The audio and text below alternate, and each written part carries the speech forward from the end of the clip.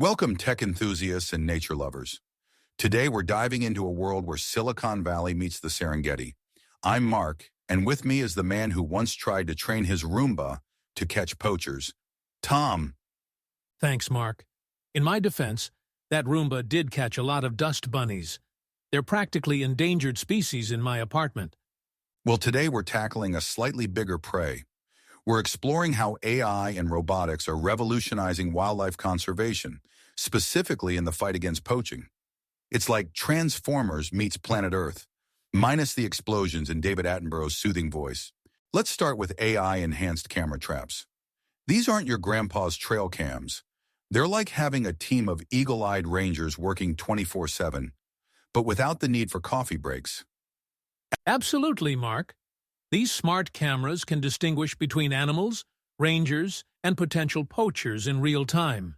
It's like facial recognition at the airport, but instead of catching people with expired passports, it's catching people with expired morals. Exactly. And get this, in some African national parks, these systems have increased poacher apprehension rates by over 200%. That's like going from catching poaching mun to catching real criminals. It's impressive stuff. But I can't help wondering, what happens if a particularly clever monkey figures out how to use the camera? Are we going to see the rise of simian paparazzi?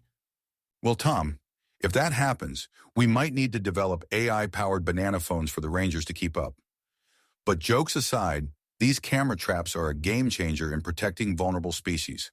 Next up, we have predictive analytics. It's like if Sherlock Holmes had a supercomputer for a brain. Right. These AI algorithms analyze vast data sets, including historical poaching incidents, animal movements, weather conditions, and even socioeconomic factors. It's like they're playing a high-stakes game of guess who, but for poachers. Exactly. And the accuracy is remarkable. It allows rangers to deploy resources proactively, often preventing poaching attempts before they occur. It's less catch me if you can, and more catch me before I even try.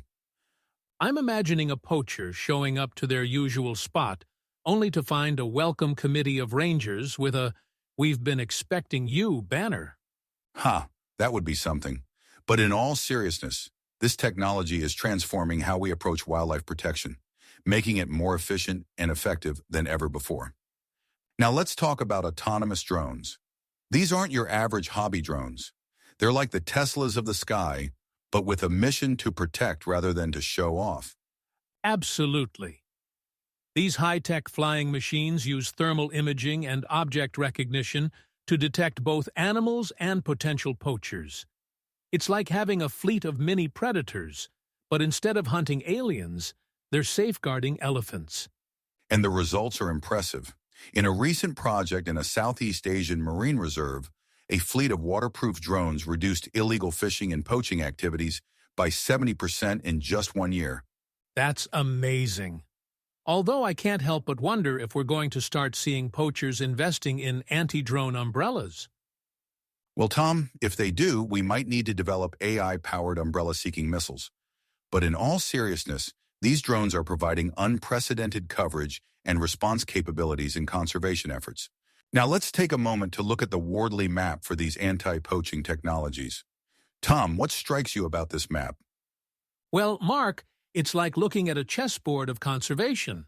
We can see that AI and machine learning algorithms are positioned as key components, evolving rapidly and enabling more specialized technologies like smart camera traps and predictive analytics. Exactly. And notice how blockchain technology is positioned. It's still in the early stages of adoption for wildlife protection, but it's moving towards the right, indicating its potential for future impact. Interesting.